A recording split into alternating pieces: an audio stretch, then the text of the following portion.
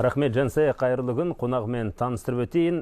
Алмас Арзықұлов, Қазақстан стратегиялық зерттеулер институты, ақпараттық-талдау жұмысы бөлімі басшысының орынбасары. Бұл сұхбат бағдарламасының кезекті шығарылымы, сәлден соң жалғастырамыз.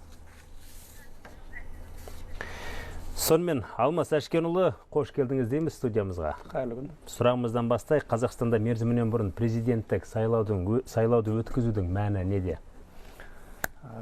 Естеріңізде болса, 19 наурыз күні елбасы, Қазақстанның тұңғыш президенті Нұрсұлтан Назарбаев өз өкілеттігін тоқтатқан болатын.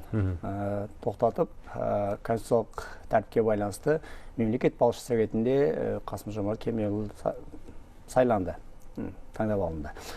Осыған байланысты әрине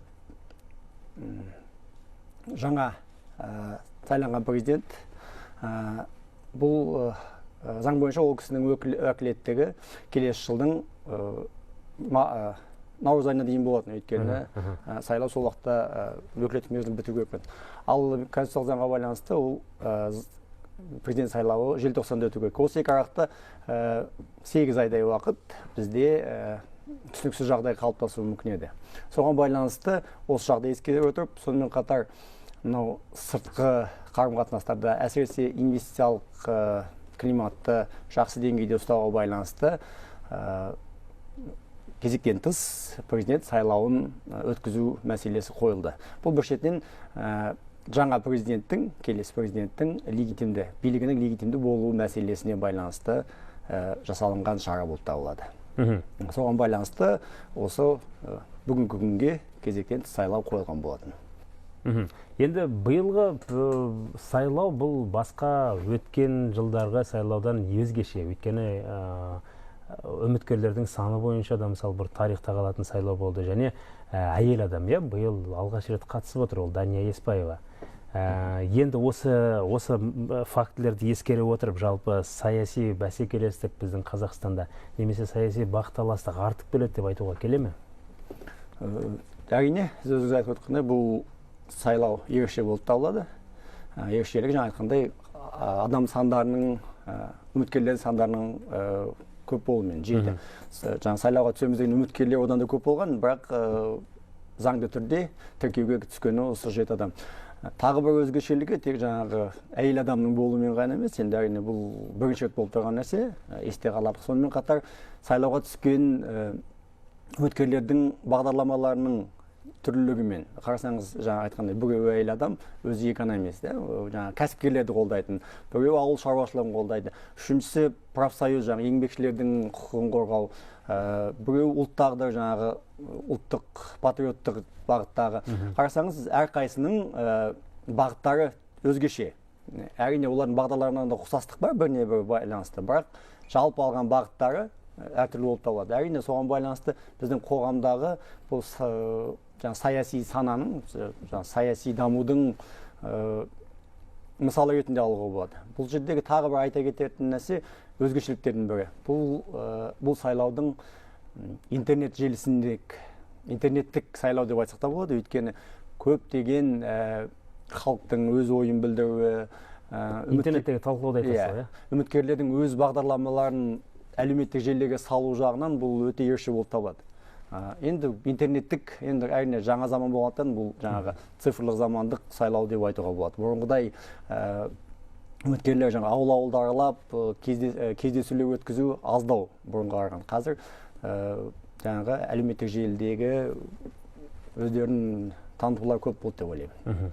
Қателеспесем, келер жылы парламенттік сайлау өтеді, иә? Енді осы президенттік сайлау, парламенттік сайлауға қалай әсер етеді? Тікелей әсер етеді, өйткені мынау әсіресе партиялар жағын алатын болсақ, жаңағы коммунистік партия, Ақ жол партиясы осы сайлауда біршама танылып үлгереді.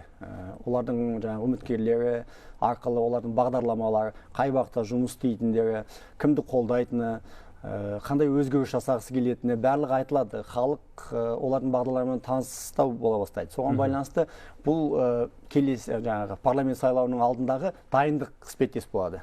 Өйткені біршама танып үлгерсе, келесі жылдары парламент сайлауында бұл өздерінің дайын бағдарламасы арқылы осыны тағы да жетілдер түсіп парламент сайлауына келуге болады. Тек қана бұл екі партия емес, басқа да партиялар, ауыл басқасы болсын, бұлар да осы арқылы танымал бола бастайды. Сонымен қатар халықтың да жаңағы көзқарасы осы жылғы сайлауды, келесі жылғы сайлауды салыстыра отырып, толықтыра отырып, жаңағы парламент сайлауында қандай партияға дауыс беру, таңдауға болады дауыс беруді.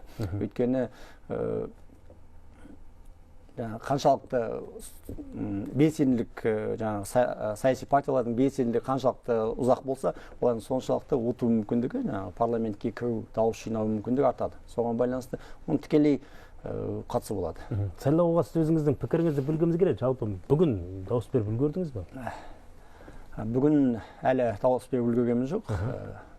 Қазір Құдай болса сіздердің бағдарламадан кейін шығып, бала шағамды алып сайлауға барамын. Бұл жерде енді сайлау деген жаңағы таңертең асықсыз болғандықтан барып үлгермедім. Бұл жерде жаңағы менің өз ұстанымым жаңағы бала шағамды ертіп барып, қазірден бастап кішкентай болса да олар саяси науқанды түсіндіре бастау. Өйткені сайлау мүмкіндігі, сайлау құқығы деген үлкен мәселе. Ғасырлар бойы Батыс Еуропа елдерінде, кейін бізде сайлау құқығы, сайлана білу құқығы, сайлану құқығы болады, сайлау құқығы болады.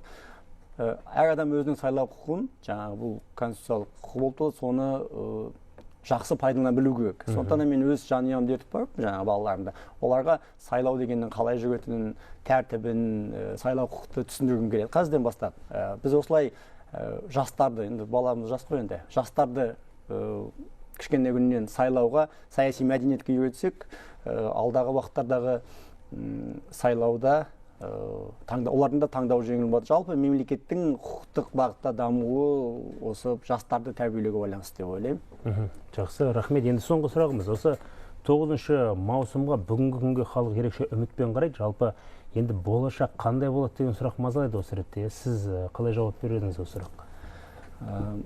Жалпы Қазақстанның сыртқы саясатынан бастайық. Біз сыртқы саясатымызда ешқандай елмен, мемлекетпен ашық түрдегі текетіресіміз жоқ, бейбіт өмір сүріп жатқан мемлекет деді. Сондықтан осы ойлаймын, мен келесі президенттердің де ұстанымдары солай болу қажет. Біз басқа мемлекеттермен, шетелдік әсіресе көршілерімізбен бейбіт қарым-қатынаста болуымыз керек. Бұл жағынан ойлаймын, кез келген үміткер осы ұстанымды ұстайды. Өйткені адамның өміріндегі негізгі нәрсе ол бейбітшілік, жаңағы басының амандығы. Сондықтан да осы бағыт қалады деп ойлаймын. Экономикамызда енді жаңағы дамып келе жатырмыз, қанша 25 жылдан бері жақсы дамып келеміз. Осы бағыттар сақталады. Енді белгілі бір келген билік басына келген тұлғаға байланысты кейбір жағдайлар өзгеруі мүмкін. Енді өйткені әр адамның көруі басқа, ұстанымы басқа өзгертуі мүмкін. Оны енді президент болған адамның ұстанымына байланысты, жүргізген саясатына байланысты байқаймыз. Бірақ енді басқа мүлдем ауытқып, осы жолдан шығып, басқа жаққа кетеміз деп ешкім айта алмайды ғой да.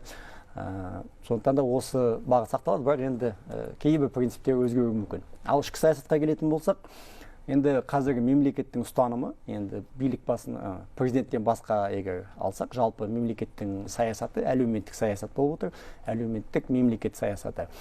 Барлық саясат халқымыздың әл-ауқатын жақсарту, олардың тұрмыс жағдайын арттыру, табысын көбейту деген сияқты ұстаным. Сол жалғасады деп ойлаймын, соған үміттенемін. Өйткені халқы бай мемлекет деп есептелінеді. Сондықтан да біз өзіміздің халқымызды барынша мүмкіндікше көтеріп, әл-ауқатын арттырсақ, орта тапты қалыстырсақ, орта тап бұл барлық мемлекеттің жаңағы прогрестің двигатель дейді. Алға дамытудың ең негізгі күші бұл орта тап. Орта тапты қалыстырып үлгеруіміз керек, қалыптастыруымыз қажет. Осы арқылы мен ойлаймын, үмітім осындай, осы бағыттар бойынша жұмыс істеледі деген. Және бір сөзіңізді айтып өттіңіз, әлеуметтік желіде үміткерлерді белсенді дедіңіз, оның ішінде қолданушыларды белсенді дедіңіз, бір-бірімен бетпе-бет жүздеспесе де қашықтан жұмыс істеп бір-бірін танып отыр, бір-бірінің жаңа бағдарламасын талқылайды деген сияқты. Осы ретте сіздің ойыңыз бойынша бұл сайлаушылардың белсенділігіне қалай әсер етеді? Жалпы қазақстандық сайлаушылар қазір қандай деңгейде өсті, қандай деңгейде жетілді? қазіргі уақытта? Енді әлеуметтік желінің бұл жерде жаңағы бірнеше Facebook бар, YouTube бар, ең соңындағысы WhatsApp-та. Бұрындары жаңағы 2 айдың сайлауға берілген 2 айдың ішінде болсын, басқа кезеңде болсын, сайлаушылар адамдар тани бермейді. Жаңағы сайлауға түсіп жатқан адамдардың көбін білмейді. Кездесуге барлығы келіп үлгермейді. Өйткені мысалы бір үміткер Алматы қаласында 3 кездесу өткізуі мүмкін. Бірақ ол бүкіл Алматының жаңағы халқын қамтып үлгермейді. Енді оны әрине телевидение көрсетеді, газеттерде жазады, бізде қазір заман сондай, телевизорда, газетте көп адам оқи бермейді. Ал көбінің қазіргі сандық неге өтіп алған, қолындағы планшетте, телефонына байланысты, соның ішінде жаңа ақпаратты қарайды. Facebook деген жалпы саяси платформаға айналады десек те болады. Сол жерде жаңағы талқылайды. Сіз немесе телевизордан көрген кезде сіз оған неңіз айта алмайсыз. Бірден шұғыл түрде өз пікіріңізді айтамыз. Ал Facebook'та жазылады, сіз пікір білдіресіз, астына жазасыз, ұнайды, ұнамайды, немесе өз ойыңызды жазасыз, қаншамасы кетіп жатыр. Бұл бір. Екіншіден, ауылдық жерлерде көбінесе жаңағы интернет болмауы мүмкін, телевидение, WhatsApp деген нәрсе болды. Жаңағы елдің барлығы қысқа ақпаратты WhatsApp арқылы біріне-бір жіберіп жатады. Сол арқылы адамдардың жаңағы саяси көзқарасы қалыптасып, немесе солар біледі. Бізде енді кейбір кезде мынандай қателіктер болып жатады. Президенттік сайлауға сайлап жатқан кезде көп адам не істейді? Біз ол адам танымаймыз деген болады. Енді адамды танудың жақсы, адам ретінде танудың қажеттілігі шамалы. Президент болады, президенттің бағдарламасын білу керек.